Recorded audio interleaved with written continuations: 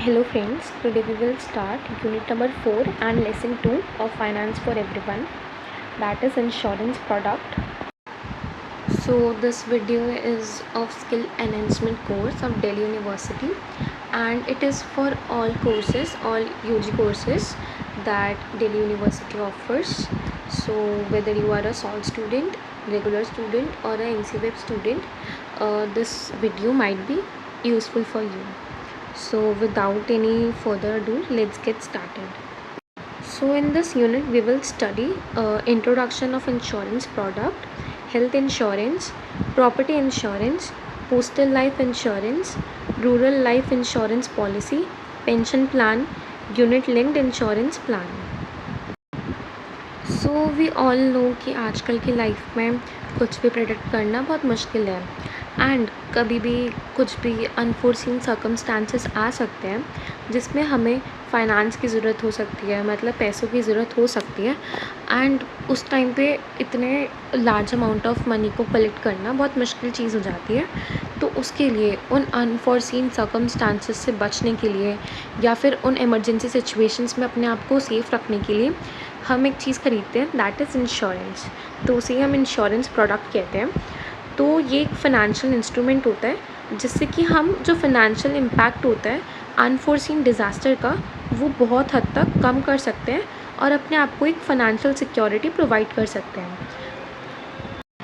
So everyone, जिनको भी अपने आप को इन फाइनेंशियल डिस्ट्रेस से बचाना है, उन सबको इंश्योरेंस ज़रूर ख़रीदना चाहिए।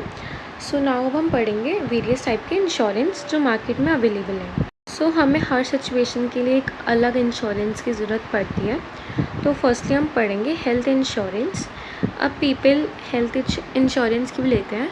क्योंकि अब कोई बीमारी होने वाली है, ये हमें पहले से तो नहीं पता होगा, कभी इंसिडेंटली हमें पता चले लाइक रेगुलर हेल्थ चेकअप्स के थ्रू या हमें कुछ प्रॉब्लम हो रही है, तब हमें जाके रियलाइज़ होता है कि हाँ, हमने टेस्ट कराया कि हमें ये कुछ प्रॉब्लम है। सो एट दैट मोमेंट ज़रूरी नहीं है हर किसी के पास इतनी अवेलेबल वेल्थ हो कि वो ऑन द स्पॉट अपने लिए अपना जो भी है ट्रीटमेंट स्टार्ट करा सकें। सो उस टाइम पे हमें हेल्थ इंश्योरेंस की ज़रूरत पड़ती है, जैसे कि जो भी हमारे हेल्थ से रिलेटेड, हॉस्पिटलाइजेशन से रिलेटेड जो भी फ़ीस है वो सब कवर हो सके। सो इन बेसिक टर्म्स हम हेल्थ इंश्योरेंस उसी चीज़ को कहते हैं जो एक इंश्योरेंस कंपनी गारंटी करती है जिस चीज़ की compensation for medical expenses. Like if जो भी इंश्योर्ड पर्सन है उसे कुछ भी बीमारी हो जाती है या वो बीमार पड़ जाता है या कुछ एक्सीडेंट हो जाता है उसका, तो उसमें जो भी हॉस्पिटलाइजेशन के चार्जेस होते हैं वो जो इंश्योरेंस कंपनी होती है वो उसे भरती है, सो दैट जो बर्डन होता है वो इंश्योर्ड पर्सन पे ना आए। So now we will see क्या क्या बेनिफिट्स होते हैं इन हेल्थ इंश्योरेंस प्लान्स के। Number 1 is hospitalisation expenses.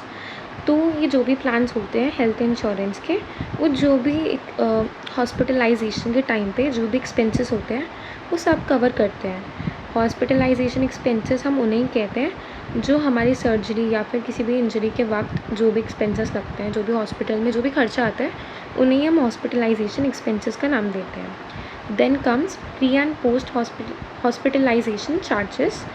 इसमें प्री हॉस्पिटलाइजेशन कॉस्ट वो होती है जैसे कि अगर हमें कोई भी फिजिशियन है वो हमें पहले एनालाइज़ कर रहा है कि क्या क्या प्रॉब्लम है, देन वो हमें लाइक पूरा देखकर हमें पूरा एनालाइज़ करता है ना कि क्या प्रॉब्लम हो सकती है तुम्हें, देन हमें चेकअप्स कराने होते हैं, तो वही होता है प्री हॉस्पिटलाइजेशन कॉस्ट। देन उसके बाद पोस्ट रिलीज़ एक्सपेंसेस होते हैं, जो भी बाद में दवाइयाँ ख़रीदने के खर्चा या फिर जो भी ट्रीटमेंट का खर्चा होता है वो उसमें आ जाता है। तो ये दोनों चीज़ें ही जो भी इंश्योरेंस प्लान होता है वो कवर करता है। देन ये जो भी कंपनीज़ होती हैं या फिर जो भी इंडिविजुअल्स होते हैं जो ये इंश्योरेंस प्लान्स देते हैं, बेसिकली अभी हम हेल्थ इंश्योरेंस प्लान की बात कर रहे हैं, तो इनका ये भी कर सकते हैं कि वो लाइफ टाइम रिन्यूएबिलिटी दे सकते हैं। लाइक एक हर एक प्लान के साथ कुछ होती है अपर लिमिट कि इस लिमिट के बाद या इस मैच्योरिटी पीरियड के बाद ये प्लान एंड हो जाएगा, बट उनके पास ऑप्शन होता है हेल्थ इंश्योरेंस प्लान वालों के पास कि वो एक ऐसा ऑप्शन दे अपने कस्टमर्स को सो दैट वो प्लान को बार बार रिन्यू करा सके। एंड फिर उससे उन्हें क्या बेनिफिट होगा कि अगर बाई चांस वो ग्रो मतलब उनकी एज बढ़ रही है तो उन्हें रैदर देन कि वो कोई नया प्लान ख़रीदे, वो उसी प्लान को रिन्यू करा कर उसी में प्रीमियम्स पे कर सकते हैं। सो ये भी एक ऑप्शन होता है। Then comes cashless treatment.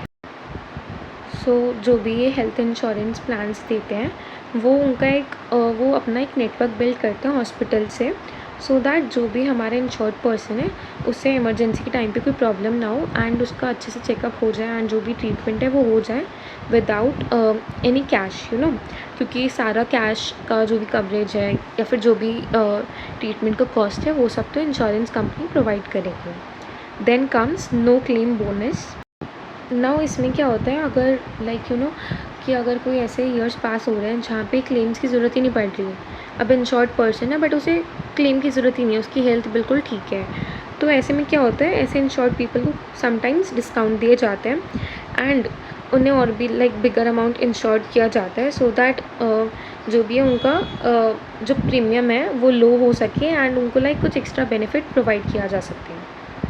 अब जो भी हॉस्पिटल्स में रूम का कॉस्ट आता है या फिर जो भी रेंट आता है वो सब भी ये हेल्थ इंश्योरेंस प्रोवाइडर्स पे करते हैं, सो दैट जो भी इंश्योर्ड पर्सन है उसको रिकवर ईज़िली हो पाए एंड उसे इस सब की भी कोई प्रॉब्लम ना हो।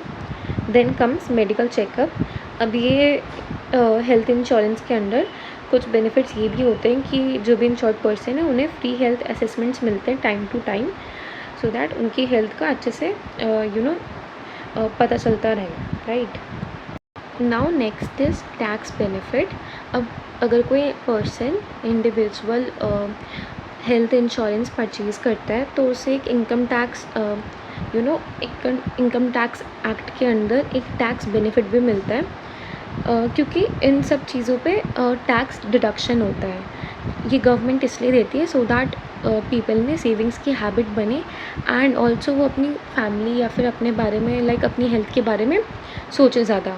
क्योंकि अगर वो हेल्थ इंश्योरेंस बाय करेंगे तो ऑब्वियसली वो अपनी हेल्थ को प्रायोरिटी दे रहे हैं एंड यही गवर्नमेंट चाहती है, सो दैट वो उन्हें इसलिए टैक्स बेनिफिट भी देती है। Next is transportation charges. अब जो भी ट्रांसपोर्टेशन का खर्चा आएगा इसमें फॉर एग्ज़ाम्पल कोई इमरजेंसी सिचुएशन है एंड जो भी इंश्योर्ड पर्सन है उसके लिए एम्बुलेंस बुलाई गई, सो दैट जो भी एम्बुलेंस का भी जो भी होगा कॉस्ट वो सब भी हेल्थ इंश्योरेंस प्रोवाइडर पे करेंगे। Now various companies various policies offer करती हैं इन हेल्थ इंश्योरेंस प्लान्स में। तो number 1 is individual health insurance. इसमें एक इंडिविजुअल के पर्सपेक्टिव से देखा जाता है एंड ये प्लान टेलर्ड होता है फॉर एनी इंडिविजुअल। तो ये एक सिंगल पॉलिसी होल्डर के लिए होता है एज द नेम सजेस्ट। तो जो भी बेनिफिट्स होते हैं इस प्लान के वो सिर्फ इंडिविजुअल को ही मिलते हैं एंड इसमें क्या क्या कॉस्ट इंक्लूड होती है जो हमने पहले पढ़ा था, जैसे कि pre hospitalisation cost, post hospitalisation expenses and जो भी डे केयर एक्सपेंसेस होते हैं, डोमेस्टिक जो भी एक्सपेंसेस होते हैं वो सब इस हेल्थ इंश्योरेंस प्लान में कवर होते हैं। एंड इस प्लान की कोई अपर एज लिमिट नहीं होती एंड इसे हम बार बार रिन्यूअल करा सकते हैं, मतलब लाइफ टाइम के लिए प्लान आपका चल सकता है एंड इसमें जो भी नंबर ऑफ़ क्लेम्स हम लेते हैं वो भी अनलिमिटेड होते हैं। Then next comes the family floater health insurance. ये प्लान पूरी फैमिली के लिए होता है रैदर दैन एनी इंडिविजुअल। तो जो भी फैमिली का पूरा हेल्थ का एक्सपेंसेस होते हैं ये प्लान कवर करता है। ये बहुत ही अफोर्डेबल प्लान माना जाता है क्योंकि इसमें जो पर्सन है उसके साथ उसके पेरेंट्स भी आ सकते हैं रैदर दैन उनके लिए अलग से सीनियर सिटीज़न इंश्योरेंस प्लान लिया जाए, तो ये ज़्यादा सस्ता पड़ता है, right. Then senior citizen health insurance. तो इस प्लान में जो पीपल होते हैं वो जो भी जिनकी एज 60 to 75 के अराउंड होती है उनके लिए ये प्लान लिया जाता है एंड जो हमारे family floater health insurance plans होते हैं वो मोस्टली जो 65 से अबव पीपल होते हैं उनको कवर नहीं करते हैं, मतलब उनके लिए रिन्यूअल्स अलाउ नहीं होते। सो ये भी इंडिविजुअल प्लान की तरह सारे एक्सपेंसेस कवर करता है एंड जो भी स्पेसिफिक डिजीज़ होते हैं उनको भी कवर करता है। So next one is women specific health insurance plans. तो एज द नेम सजेस्ट ये विमेन के लिए होते हैं ऑफ वेरियस एजेस, मतलब किसी भी एज के विमेन के लिए सूटेबल होता है एंड ये कॉस्ट कवर करते हैं उनकी हेल्थ केयर का, जैसे कि during the time of pregnancy, retirement, coverage for new born babies या फिर जो भी coverage of child education and so on. और ऑल्सो ये स्पेसिफिक डिजीज़ जो किसी वुमेन को हो सकते हैं ये उन्हें भी कवर करता है एंड इसका जो प्रीमियम होता है वो बहुत ही नॉमिनल और लो होता है, एंड इसमें भी लाइफ टाइम रिन्यूएबिलिटी का बेनिफिट मिलता है। Then comes the critical illness insurance plan. ये किसी स्पेसिफिक और जो बहुत ही ज़्यादा गंभीर और डेंजरस डिजीज़ हो सकते हैं, ये प्लान उनके लिए होता है। एंड इसमें बहुत ही लाइफ थ्रेटनिंग कंडीशंस को कवर किया जाता है, जैसे कि हार्ट अटैक, स्ट्रोक, कैंसर या फिर ऐसी जो भी कंडीशंस होती है, क्योंकि उसमें जो भी एक्सपेंसेस होते हैं वो बहुत ज़्यादा हाई होते हैं। तो ये प्लान एक तो सबको लेना चाहिए, सो दैट ऐसे एक्सपेंसेस से बच सके इफ़ फ्यूचर में ऐसी कोई इमरजेंसी कंडीशन आ जाए। एंड इसमें जो भी अमाउंट मिलता है वो लम्प सम पेमेंट दिया जाता है इसमें during the time of diagnosis. And ये both inside and outside of India use किया जाता है। For example if a person is having treatment from outside India, तो वो वहाँ पे भी यूज़ कर सकता है। एंड ये प्लान टू पे उनके लिए भी यूज़ किया जाता है व्हेन कोई आउटस्टैंडिंग बिल है किसी इंश्योर्ड पर्सन का, मतलब उसने कोई बिल वो नहीं भर पाया, तो ये उसमें यूज़ कर सकता है। या किसी चाइल्ड की एजुकेशन को उसे फंड करना है, तो उसमें भी ये यूज़ कर सकता है। Now the next one is disease specific health plans. ये एक पर्टिकुलर या स्पेसिफिक डिजीज़ के लिए लिया जाता है, सो दैट उस डिज़ीज़ में जो भी आगे कोई प्रॉब्लम हो तो वो उसका ये प्लान उसका कॉम्प्रिहेंसिव कवरेज कर ले।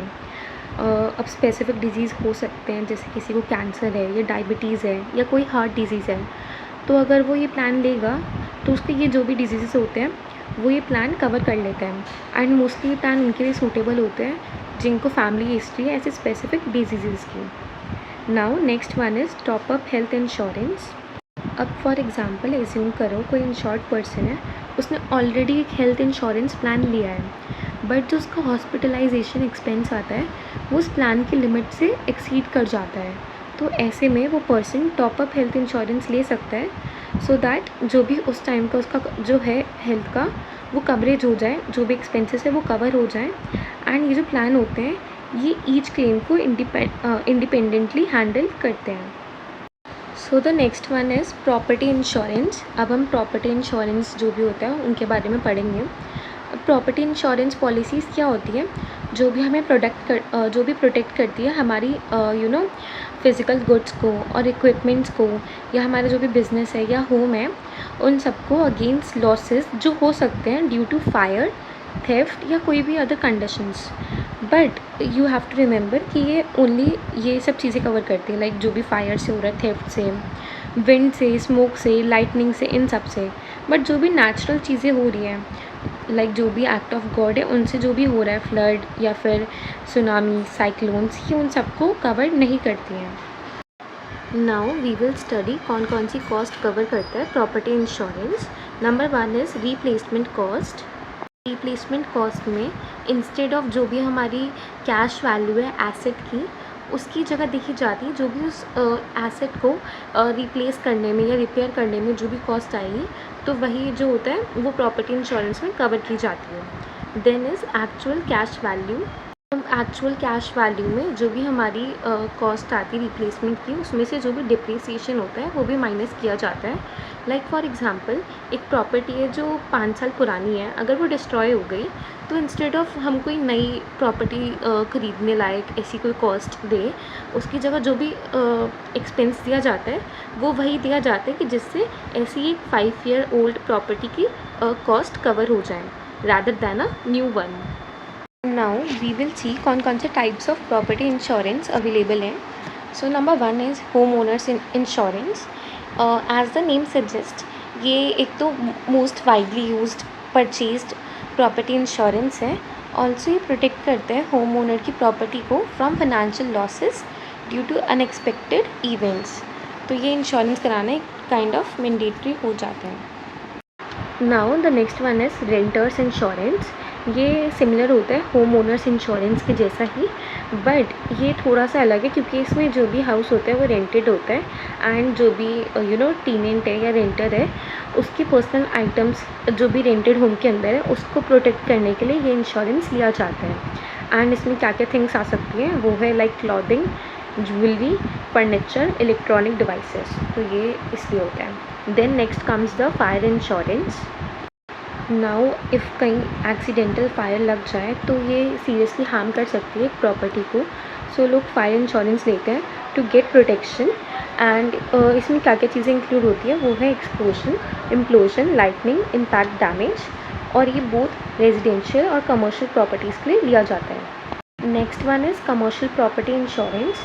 ये ऐसा काइंड ऑफ इंश्योरेंस है जो बहुत पॉपुलर है इंडिया में, क्योंकि लाइक बहुत सारी कमर्शियल प्रॉपर्टीज़ होती है जैसे कि offices, warehouses, retail stores या फैक्ट्रीज़। अब इन सब के लिए इंश्योरेंस तो चाहिए, इफ़ बाई चांस कुछ अनएक्सपेक्टेड इवेंट हो जाए, फायर हो जाए, थेफ्ट हो जाए, तो इन सब चीज़ों को प्रोटेक्ट करने के लिए ये इंश्योरेंस लिया जाता है। Now next comes the natural disaster insurance. As the name suggest, ये एक स्टैंडर्ड प्रॉपर्टी इंश्योरेंस है जो कवर करते हैं नेचुरल डिज़ास्टर्स को। सो दैट इफ़ अर्थक्वेक आ जाए या कोई स्टॉर्म्स आ जाए, फ्लड्स आ जाए, तो इसमें प्रॉपर्टी का जो भी डैमेज हो वो इंश्योरेंस के थ्रू फाइनेंशियल लॉसेस कवर हो जाए।